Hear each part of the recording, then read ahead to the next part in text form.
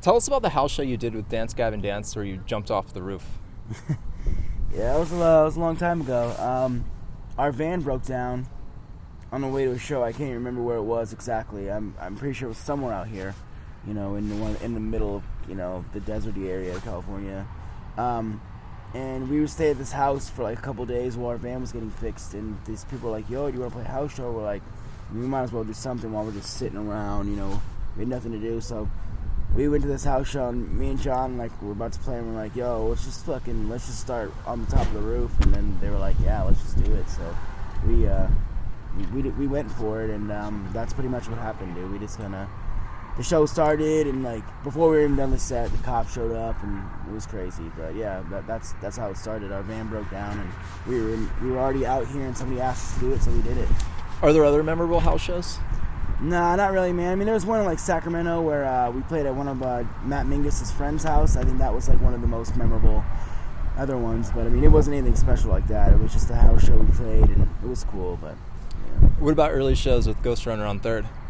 We never played any house shows. We just did random shows on the weekends. All the people in the bands had jobs, so. Are there any shows that stick out from that era? I mean, I used to play at a place called Club Impact all the time, and it was just a big venue for the Tacoma area. I don't know if it's still up and running or what, but we used to play there all the time. So yeah, it was cool. It was cool. A little bit about your childhood. I know you discovered your voice around the age of 15. Was that before or after your first concert with the one where you saw Boyz II Men?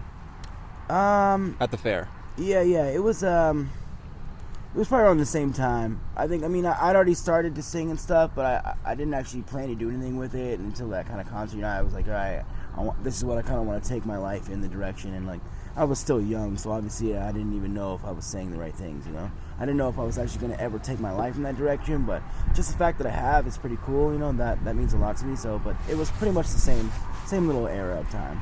Was that concert what inspired you to join the school choir?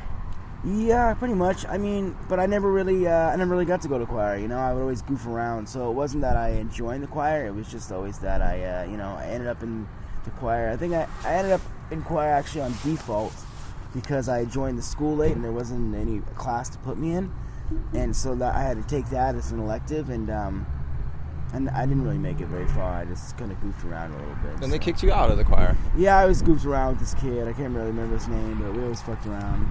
And I had bad ADHD back then. So was that when you were going to the school in the States, or was that when you were in Canada? In school in the States, yeah, Silicon High School.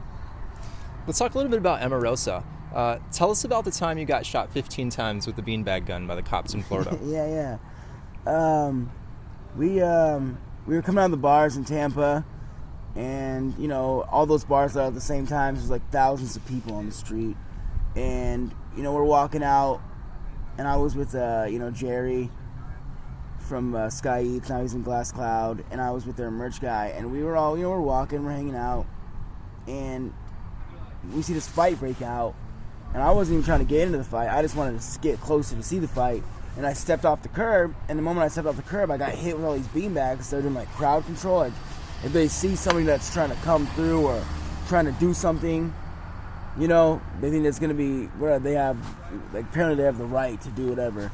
So they shot me, and I flipped around, and the moment I flipped around, I got shot. I was getting shot as I was turning around. I got back on the thing, and seconds later, my face started to burn. I ripped off my shirt and shit, my hat, my jacket, and I kicked over a garbage can, and 3 cops ran at me, and I don't remember any of it. I just remember flipping the first cop over my head, literally, as he ran at me, and then the other 2 just tackled me and just fucked me up, and that's pretty much it. That's the story. I watched an interview that you did with Emarosa several years ago, and you were talking about pornography, and pornography that you watched, and people were shocked because apparently they thought you were an angel at the time. And there's a quote that you said, "I'm more like a devil that's hidden. Lucifer was an angel once." Yeah, he was. Has the inner devil come out in you over the past few years? Yeah, definitely. I mean, I definitely stopped caring a lot about, what people thought about me and stuff. I mean, a lot of people thought they look at this person, they look at me, and they hear my voice, and they're like, this guy's got to be such a straight arrow and all this shit. And I'm not, man. I'm just a normal ass human being trying to live my life, and I'm gonna make mistakes. I made plenty of mistakes, and I think that's the part about living that a lot of people don't get is the fact that when you make mistakes, you can learn from them, and that's what makes you a stronger human being. That's what helps you grow up. And that's what people don't really get about me. They think I'm some kind of like weird ass, fucking materialistic, like this guy is the perfect entity, blah blah blah, he has everything he wants and shit. And it's not true. I'm just a normal ass person that's struggling as much as anyone else, man. And what are some of the lessons that you learned from the MacBook situation? There's a lot of lessons I learned from that. I learned how strong my fan base is, just by the fact that some of the people I ripped off in the MacBook thing actually donated to my Indiegogo campaign.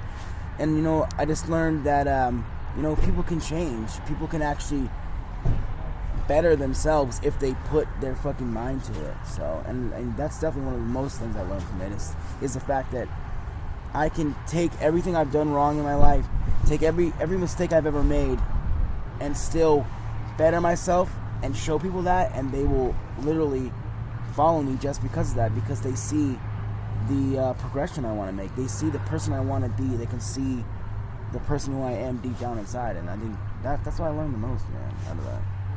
Drugs, girls, and sex are things that you say you know best. Are those the inspirations for your upcoming EP? No, I mean, always, I know girls like the back of my hand, man. Crazy girls, straight girls, gay girls. I know them all, dude. I know everything about girls. So always my music will always be about girls, because I feel like I've always had, the connection with girls. It's just something that's I was born with. And, obviously sex, I am who I am. I'm good at sex. I love sex. So obviously my songs are always going to be sexual. It's just who I am. I'm a very sexual person. Drugs, not so much, man. And if I do sing about drugs, it's not going to be the way it used to be. You know what I'm saying? It's not going to be, in such a scorned way. If I sing about drugs, man, I'm definitely going to try and make it a more positive outreach. Not to the point where it's like, yo, don't do drugs or your life will turn into this. I'm not going to preach to anybody, but I'm going to make it known that you don't have to live with the substance to be happy. You don't have to do a certain type of, drug or do this or that to have a certain feeling. You can feel all that by just going on stage and singing or interacting with a certain person so much that your head explodes into fucking rainbows or whatever. You know what I'm saying? Like, I think that's what it will be about if I ever sing about drugs. Just the fact that you can get that same feeling that you get from drugs in everyday life if you know where to look for it. Are you still a fan of the X-Files? Oh, of course, man. I watched that shit back to back for years, man. And does your dad still make spaghetti? Yes, he does. He does make spaghetti, and it's bomb-ass spaghetti. You've always said that you think with your heart and not your head. Is that still true today? Of course, man. I mean, I feel like everything I've answered today, you can see that. I always go with what my heart says, not what my head says. And sometimes that's the wrong thing to do, I guess. In a lot of situations, it causes a lot of problems, especially in relationships with other people, friends and stuff. But it's just the way I've always gone with. I've always gone with what my heart says first. And, sometimes it fucks up, sometimes it doesn't. But I think I will always go with it.